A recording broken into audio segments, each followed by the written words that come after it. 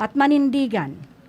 Manindigan kita laban sa baluktot na mapaniil na pamamahala ng kasalukuyang gobyerno. Pagkaluban mo kami, kagurangnan, ang mga kapamilya, kaibigan, mga taga-suporta, at ang marami pang naniniwala sa ipinaglalaban ni Senator Laila de Lima ng lakas at ang tatag ng loob upang patuloy na magkaisa, kumilos at magdasal para sa kanyang paglaya, para sa makatulong sa paglawak ng kanyang paglaya, para makatulong sa paglawak ng kanyang mga adhikain para sa bansa. Makamtan na sana ni Senator Laila de Lima at ng marami pang biktima ng mga kasinungalingan at kasakarahasan sa ating bayan ang inaasam ng hustisya. Amen. So, again mga kaimanwa, yaon na naman po kita. Engineer Lindon, hindi makita ni Sir James. But anyway, ang sa tuya po makakaibanan ngunyan, sa tuyang sarong programang Monday up to Friday, ang aksyon, bareta aksyon as in impormasyon. Ibanan pa ako nindo, araw-al daw po ini, alauna, alas 5 hasta alas 6 nin pagkabanggi.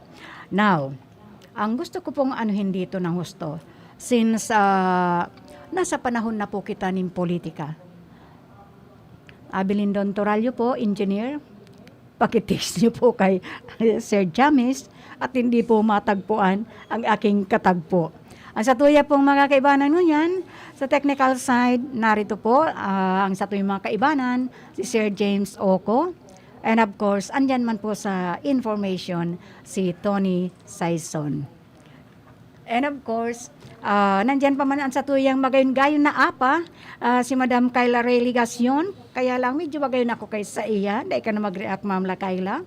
And diyaon man po duman sa transmitter, si Sir Engineer Abilindon Toralyo. And kaibanan man po niya duman si Rodel Cesar. And of course, ako po ang sa inyong kaibanan ngunyan at makakaibanan every day, 5 to 6 po, Lunes hasta Biyernes. Si Manay Elma de Lima Gaspe, nagsasabing, marhay na hapon po sa Endogabos, sa mga kaibanan o mga pag-iriba na dadamay sa problemang ini. Tanganing, midwa po kitang mga maaraman na mga bagay-bagay. Kaya nga ini bareta, aksyon, asin, impormasyon. Laila de Lima, ating ibalik ang hustisya at pag-asa laban. Laila, Laila de Lima, ating ipanalo ang laban ng Pilipino.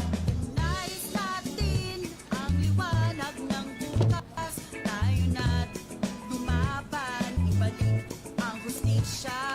Nais natin sumulong ang bansa, tumindig, kumilos, lumahok at magpasya.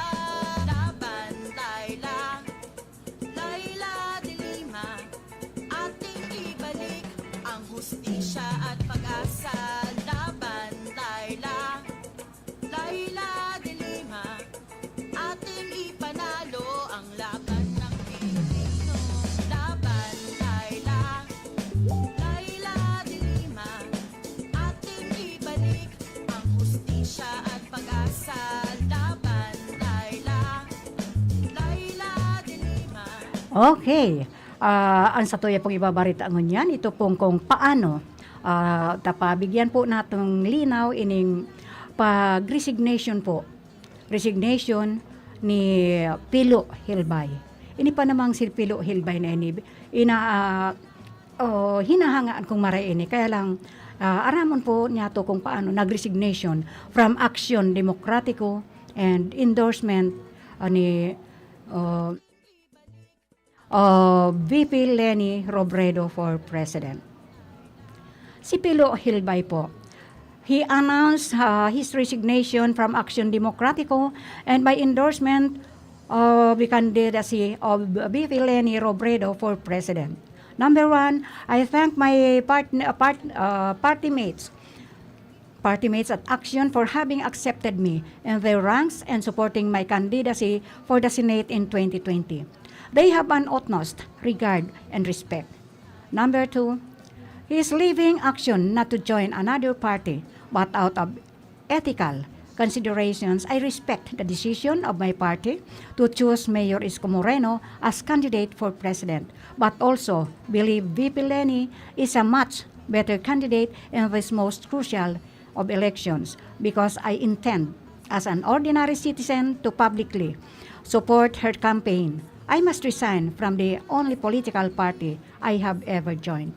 Number three, we tackle issues of immense importance of local and global levels, poverty-inducing systemic inequality, massive debt, corruption, the destruction of institutions, accountability for each case, Chinese interference, climate change, a broken financial system, imperiled mass media, fake news, surveillance, capitalism, impending war. We need a president who will confront problems not with publicity stunts to manipulate Filipinos, but with honest to goodness attempts all solutions. That is, Leni Robredo is that leader. Number four, we do not need more of the same or even less of the same. We can't afford another narcissistic gaslighting tool for a president. A candidate who wakes up only during campaigns is no leader, and we can't have another absentee president. We need a president who will show up level with the people and treat them not as objects to be subjugated, but as fellow citizens and stakeholders. In nation building, we need a leader who will empower Filipinos, not kill them.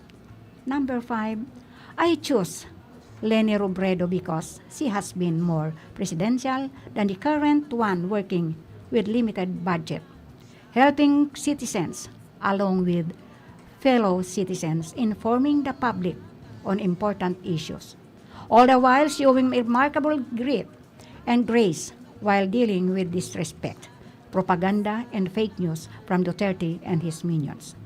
She is a president who understands why the Marcoses are current threat. She will hold Duterte and his cronies accountable for these crimes. She will stand up to China and not see the West Philippine Sea as merely for sale. She will continue to honest, open-minded, transparent, and one with the citizens. She will respect her office and the Constitution. It is from Florin T. Hilbay. Ibalik ang hustisya at pag-asa laban Laila, Laila de Lima, ating ipanalo ang laban ng Pilipinas. Ripasuhin nga natin itong regarding dito sa PhilBox. There are so many asking if what is really the situation of this PhilBox. Mga eksperto kan PhilBox, pinara ang paghandal kan publiko sa sunod-sunod na mga paglinog sa Camarines Sur. Dagos na pinara kan PhilBox ang paghandalan kan publiko sa sunod-sunod na mga linog na namamatian sa manlain-lain na partikan Kamsur. Sa tahaw kan man iba-ibang mga fake news na nagruruluwas matapos ang mga paglinog kan petsa 14 pa. Ayan, last week pa yon. Hasta kausuod may namati ang pagyuga-yuga kan petsa 15. Basta hasta kasuod pagkaaga napinatos na manlain-lain na espekulasyon kan publiko.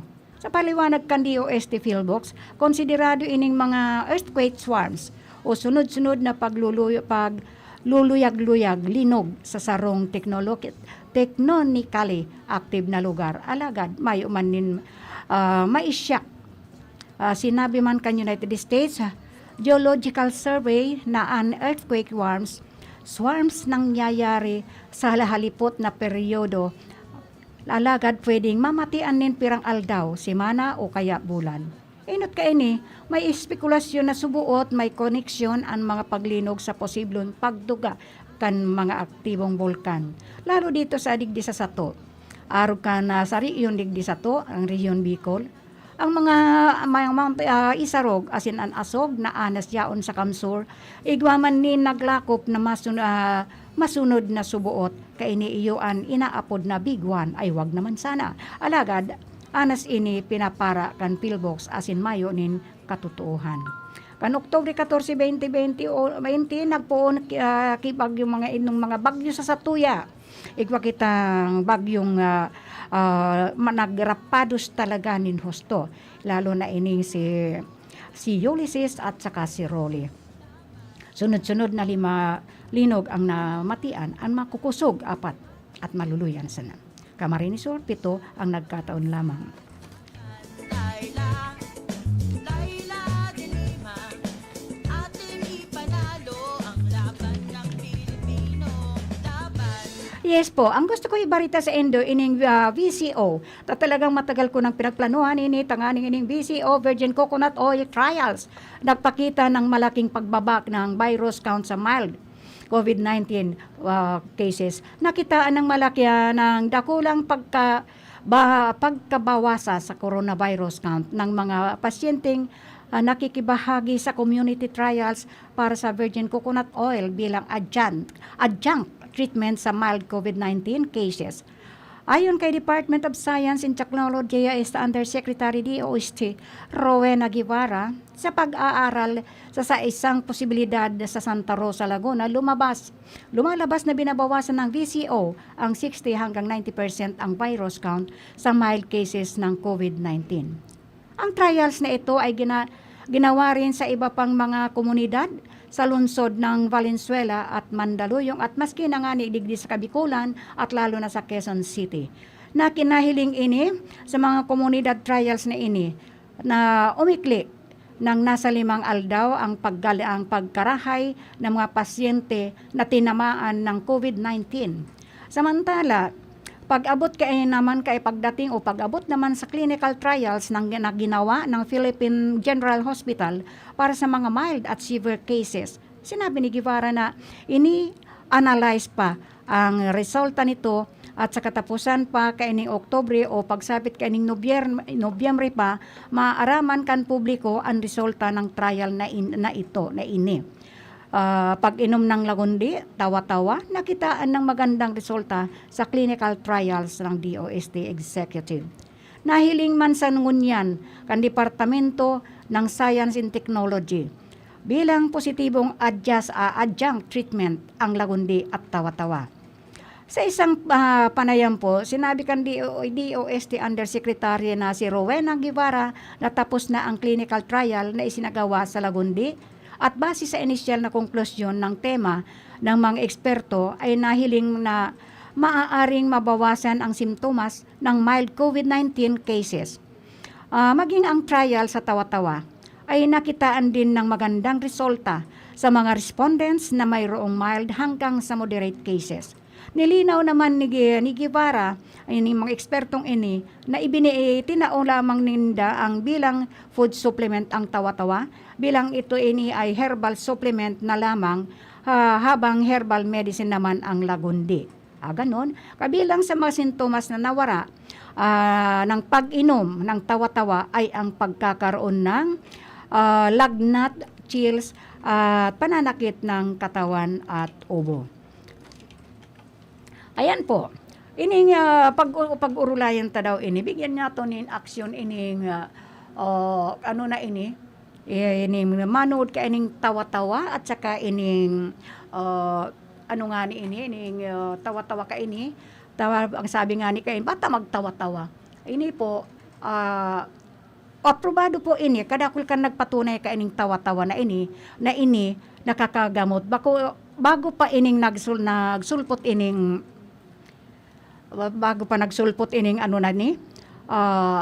tawat aning COVID-19, igwa na kitang dati ka ining tawa-tawa at saka ining lagundi. Ini nga ning lagundi, halo yun na po ini.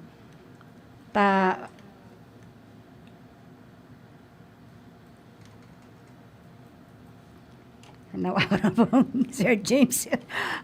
Ining tawa-tawa, kadakol nga ni kani sa atubangan mi. Pinatunayan na po ini. Ini ang action ng ta ini manod kani BCO na ini. Ang BCO po, pinagtukduan na nga ni ako how to make a BCO. Sabi nga ni, igwang nakikipag-ano sa ko, kaya na daigit pinapaagi yan sa pagluluto. Yung inaano ka ini gali sa freezer po ini. Kaya lang dipisil po maggibo ka ini dapat po malinig ang ano ka ini. Ang lagundi naman nakakatabang po. Dako lang tabang po ini. Pero ang pagkaaram ko po ining tawa-tawa, talaga pong aprobado po ini. Pasensya na po kamo, medyo talagang yan lang po kaya ining programang ini, medyo nangangapa po ako. Kaya sabi ko sa Indo, suportahan po nindo ako. Pero ipapaliwanag ko pa ini kasi bago nag-abot ining COVID-19 na ini. Ining BCO pala, matagal na po ini. Sa katotohanan nga, igwa po akong i-endorse sa Indo na sarong oil. Ining mga oil na ini, igwa kitang olive oil, igwa kitang ining virgin coconut oil para sa atin dahil sa atin ining ka makadakulang kanyog na maski nga niingon yan, medyo nawara na po si mga nyog ta. Kaya pag ini na anuhan talaga, aprobado po ini. Actually po ang parang olive oil na ini na i-introduce ko. Time will come, i-introduce ko po ini. Kadakul na po ang ebidensya ka ini na nagpatunay na talagang ining oil na ini. It is composed of assorted yata. Assorted yata ini, dahil ko lang maaano. Pwesto sa gobyerno, dapat hindi dorobo. Dapat Laila de Lima, ating ibalik ang hustisya at pag-asa. Dapat Laila de Lima, ating ipanalo ang laban ng Pilipino.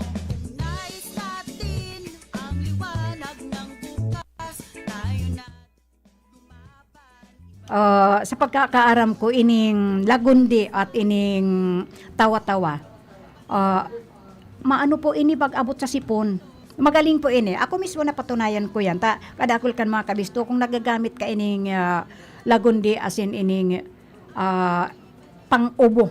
Sa ubo po ini. Pero ining tawa-tawa, ang pagkaaram ko po, ay magandang treatment po yan sa yung bumaba yung platelet. Ayan. Pagbaba ng platelet, maganda po ining tawa-tawa. Pero I'm endorsing na kung platelet po ang problema, ang patunayan ko po kaini, bako po ining lagundi. Ang pagkaaram ko ining lagundi is good for coughing. Para sa ubo po, yung may mga plema, lalo na yung mga kaakian, taigwa na nga ning tableta kaini. Dapat Laila de Lima, ating ibalik ang Pero ining tawa-tawa, mabilis po ining magpataas kan platelet. Kaya tabago man baga kita nagkaigwa ka ining COVID-19 na ini, 'di ba? Ang nauso ka ining binakainot talaga. Aki pa ako trangkaso na talaga. Ang trangkaso kasi ining COVID baga pareho ang apod kayan, pareho ining symptoms ng COVID at saka ining dengue. Ang dengue pag natrangkaso ka baga, ang dengue baga umiikot sa laog kan harong, nauubos ang pamilya. Iyon na yan. Pag nadinggi man, ang dinggi, isaro man ang simptomas man kayan, arog man kaining trangkaso, nangon yan, kinuha na gabos kaining COVID-19.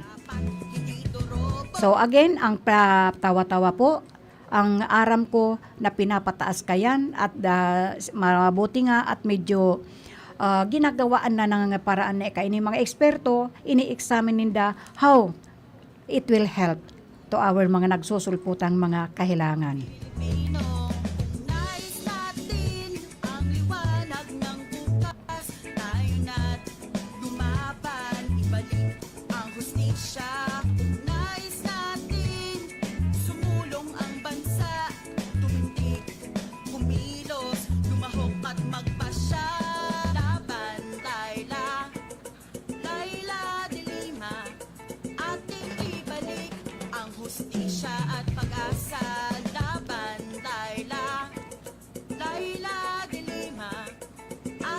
So again, may clinical trials na po ining Lagundi at saka ining alam ba ninyo kung ano yung tawa-tawa? Kasi kadakol ka nagsasabi pero dahil man nila naintindihan kung ano ining tawa-tawa, what is the anong klase ba ining tawa-tawa. Tas sabi ko nga ni Samuya kadakol kayan pigpaparaawan ko lang. Pero kung talagang ini ay clinically tapos na po ini, may clinical trials na po ini at isinagawa na, gawin na init. Ang Lagundi po, igwa na kitang tableta kayan.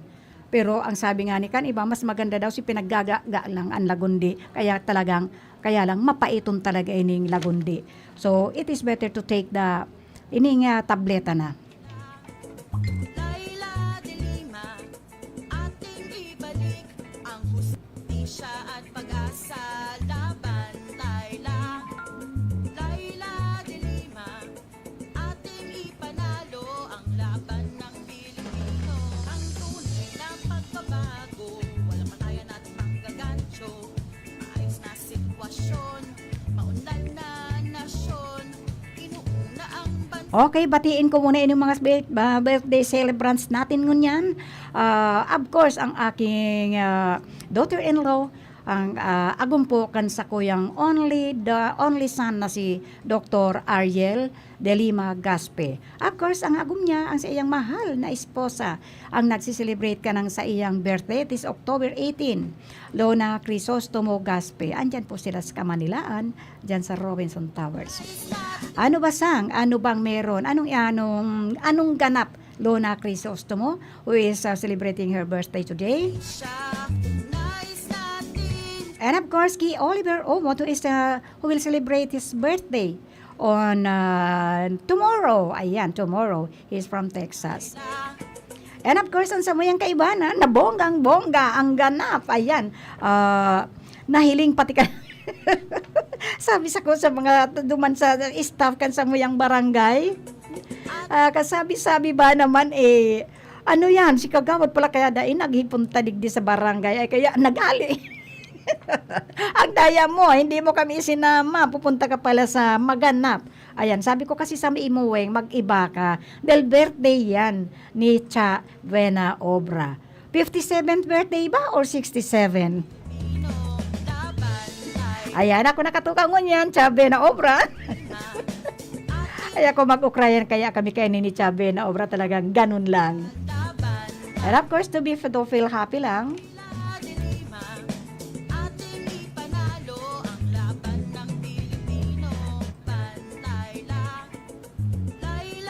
And I would like to say hello to my love and only love of my heart, James Wally Osas.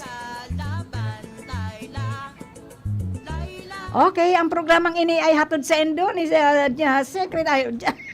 Senator Laila de Lima. Siya po ang may kaini at saan sa kuyang may sponsor po na from other nation na may pong iba kung this is Susan Iskornborn of West Germany. Okay, I would like to say hello to Elizabeth Blasco who is watching our program today. And of course to my friend from Papua New Guinea, Daryl Yaomo Isara, who is watching the program. And of course to our very own Engineer Abilindon Toralio. And thank you, Engineer, na pinagtyagaan mo itong natin kasubanggi. And of course, kan sa tuyang birthday celebrant, si Cha Buena Obra. And of course, andito man si Sir James Oko. I would like also to say hello to Mrs. Letty Polton of Plaza Resto Bar and Water Refilling. And of course, kay Marvin and Tess Gonowan Razon, ang may-ari ng Saranghi Motor Parts and Services. Kung igwa ka mo mga problema sa indong mga motorsiklo at sa indong mga tricycles, when it comes to motorcycles, just go to Saranghi Motor Parts and Services, owned and managed by Marvin and Tess Gonowan Razon. Hello also to Jimalin Sardinio is watching right now. And of course, kay Ma'am Celeste Bermelio Nacario. Hello also to Principal Luis Alo Divina Esther de Lima Bolante. Hello also to Marilyn Albar Orbon of Montalban, Rizal, who is watching right now. Kumusta kayo dyan? Kami hindi pag-abot ko dyan sa San Isidro. Sobrang kusog po kan uran. And I would like also to thank Gagawad ni Milnan Robles Moralio. And of course, I would like to say hello also and thank you to Mr. and Mrs. Jose Manrique Oralio. And hello also to Rodolfo Jeff G. Poitino. And of course, our very own, the only senator from Rinconada, Bicol. Ay, meron pa tayong iba. Si former Senator Escudero, si Senator Laila de Lima. Tunay na pagbabago, walang patayan at panggagancho. Maayos na sitwasyon, maunlad na nasyon. Inuuna ang bansa, hindi China o ganansya. No, dapat hindi po laban, Laila.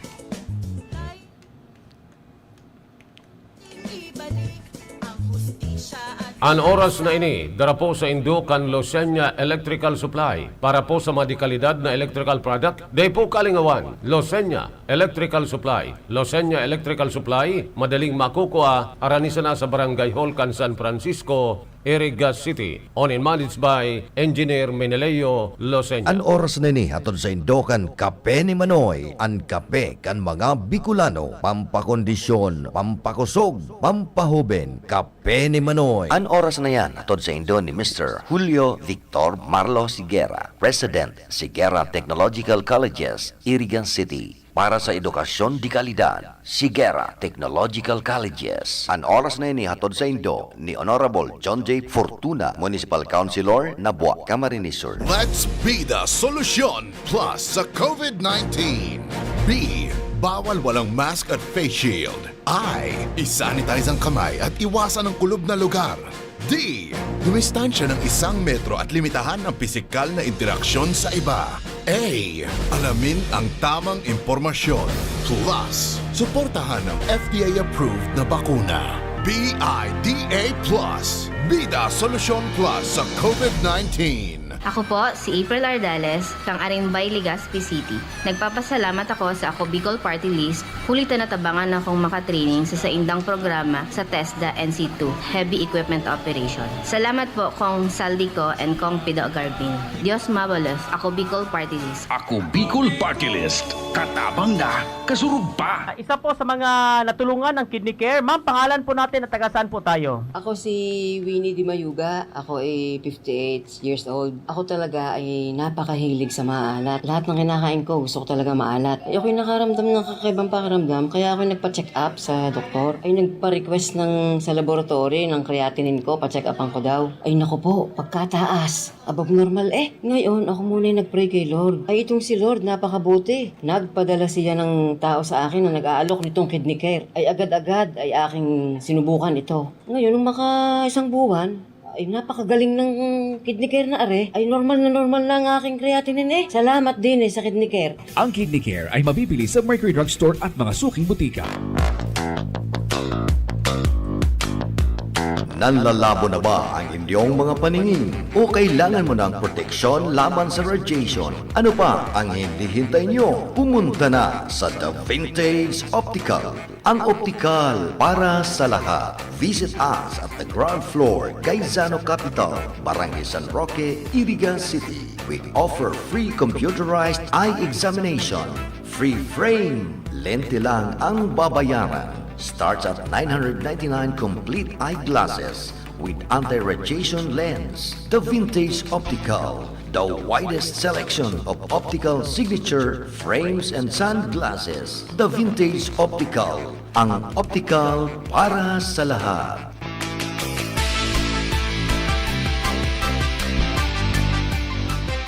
Ano ba ang maaaring maramdaman matapos magpapakuna kontra COVID-19? Maaaring makaranas ng sakit sa ulo, lagnat, pagkahilo, sakit sa katawan o parte ng katawan kung saan pinakunahan. Ngunit, huwag mag-alala, pinapaalala ng Department of Health, Bicol Center for Health Development na ito ay mga karaniwang reaksyon ng bakuna sa ating katawan. Isa lamang itong indikasyon na ang bakuna ay epektibo sa pagbibigay sa atin ng proteksyon laban sa COVID-19. Kung makakaramdam ng mga ito, mainam na mag-self-monitor o pumunta sa lugar kung saan kayo binakunahan upang mabigyan ng abiso kung ano ang mga dapat gawin. Suportahan ang Bida Vaccination, maging res bakuna para protektado laban sa COVID-19. Laila de Lima, ating ibalik ang hustisya. Balik kita sa Laila de Lima. Basahin ko anyway, baritang ini na regarding sa Department of Trolls. Regarding sa Department of Trolls. Ang sabi pala ni Marilyn Alvar Orbon, ayon sa wakas, ayun, nakonect pala siya, nakakonect siya. Kasi siya bago makakonect. Ang sabi ng Department of Trolls, Lenin's support on Senator Laila de Lima and based on what I've seen mostly sa mga post nila, hindi siguro sila nanonood or nagbabasa ng news masyado. Hindi sila ganong nagbabasa ng mga news. And I doubt na alam nila kung ano ba talaga ang nangyayari, bakit nasa kulungan ang senadora. Bakit nga ba nasa kulungan si Senadora Laila de Lima? So let me share to you why de Lima ended up in prison and facing 3 charges filed by the current administration. With legit lehitimong sources. Of course, legitimo po ang source nito. Para na rin may alam kayo, mga sir and mga ma'am. Back in 2009, de Lima was the chairperson of the Human Rights Commission in the Philippines. Dahil sa growing murder crimes sa Davao before at ang mayor that time ay si Duterte. Nakarating sa HRC, Human Rights Commission, ang mga incidents na ito. These are the news compilations of Davao killings in 2009 and so on. Marami pa yan. Basahin natin. Basahin nyo na lang sa mga next articles na nakapaste below. So, the Human Rights Commission, led by de Lima, they questioned and investigated Duterte regarding the extra legal killings and proving na meron ngang Davao death squad doon commanded by the mayor himself, to which there were hundreds and hundreds of victims fell prey within his long term as mayor.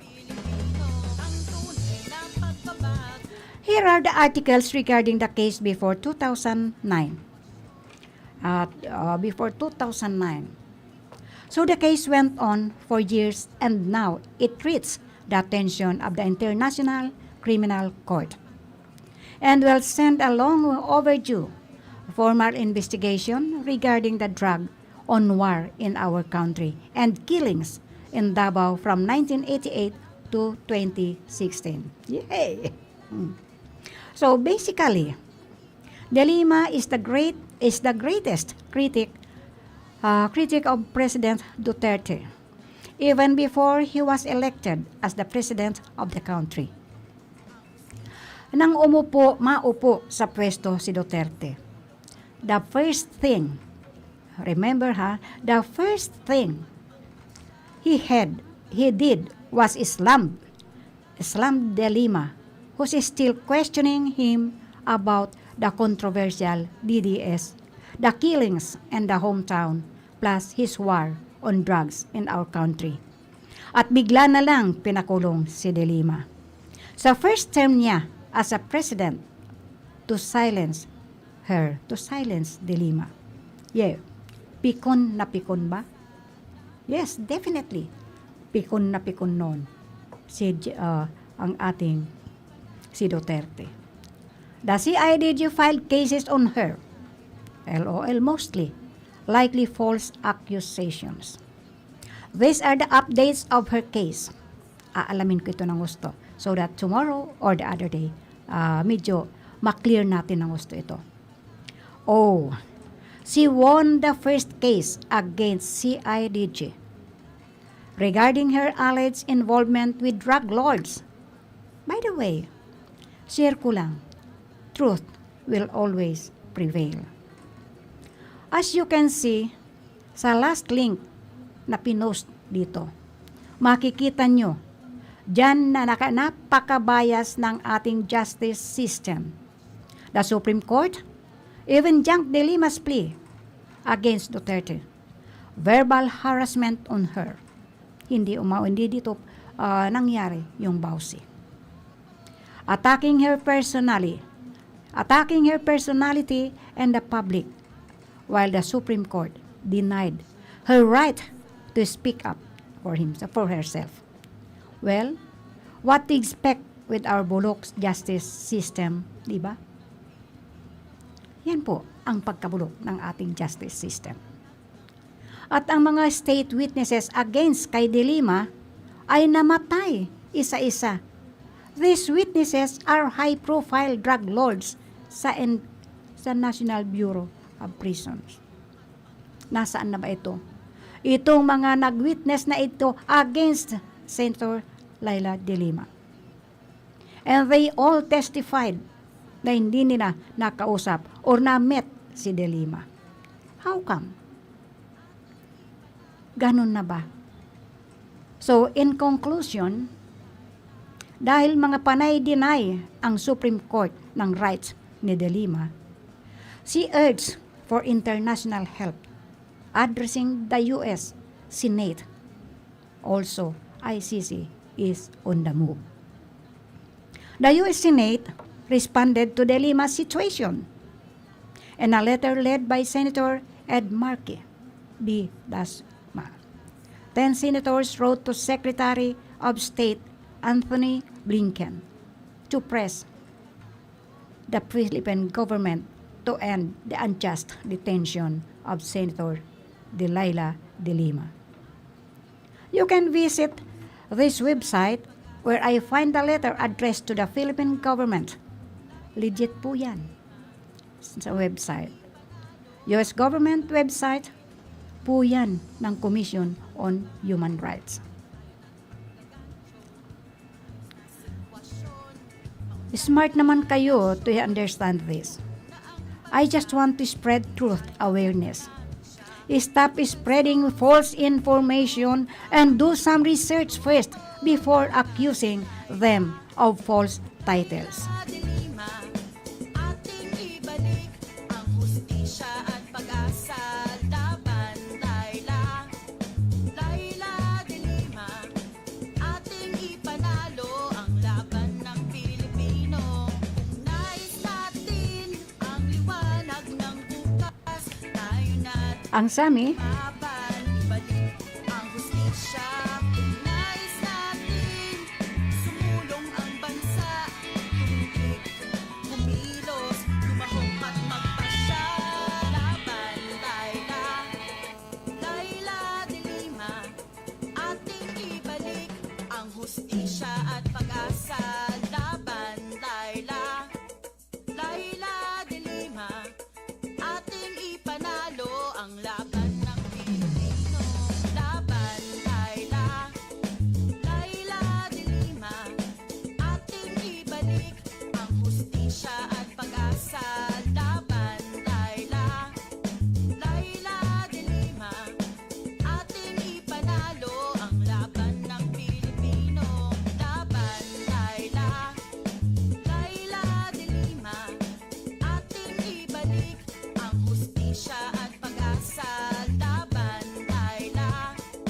Laila De Lima, ating ipanalo ang laban ng Pilipino.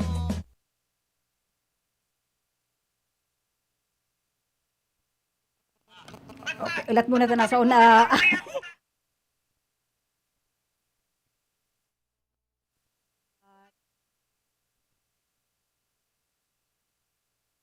Laban, Laila. Laila De Lima, ating ibalik ang hustisya at pag-asa. Laban, Laila. Laila De Lima, ating ipanalo ang laban ng Pilipino. Ang tunay na pagbabago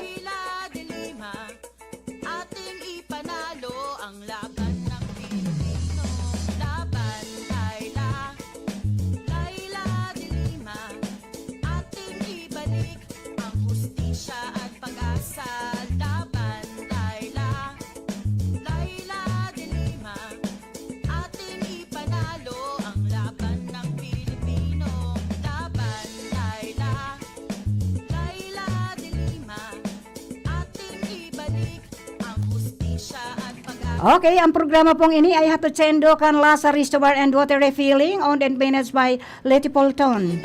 And of course, Kansarangi Motor Parts and Services, hatod owned and managed by Marvin and Tess Gonowon Rason. And of course, kan Mama Betty's Farm, Marisol, owned and managed by Marisol Bondal. Hatod pa man ini kan sa Cheryl Beauty Salon, owned and managed by Tuding Castroverde Aquiler, ang nagpapagayon-gayon sa ako every time. Kaya nga ni ako, pirming magayon-gayonon. And of course, I would like to say hello and thank you to Kagawad Meldan Robles Moralio. And of course, kay Mr. and Mrs. Jose Manrique Oralio. And kay Sir Rodolfo Jeff G. Poitino. And of course, to our very own Senator Laila de Lima. Sinda po ang naghahatod, ang nagsusustain kan programang ini.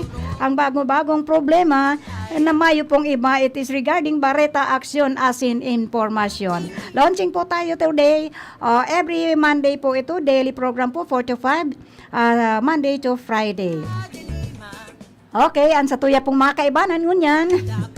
But anyway, happy birthday to my daughter-in-law, Lona Crisostomo Gaspe, and of course to Oliver Obot, and of course to Anjo Robles Moralio, who celebrated his birthday yesterday.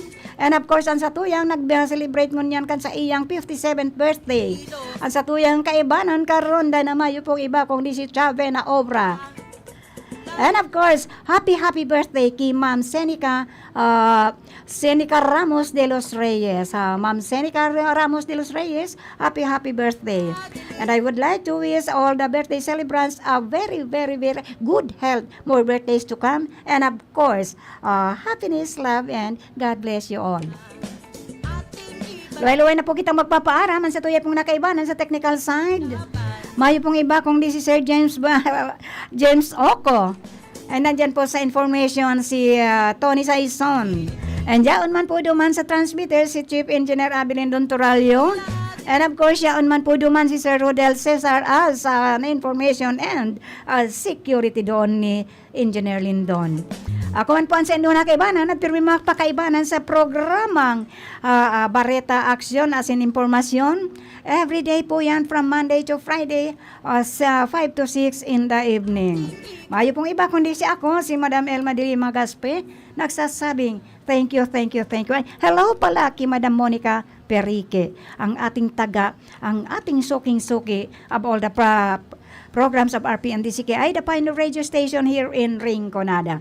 Again, good evening po sa inyong lahat and stay safe always.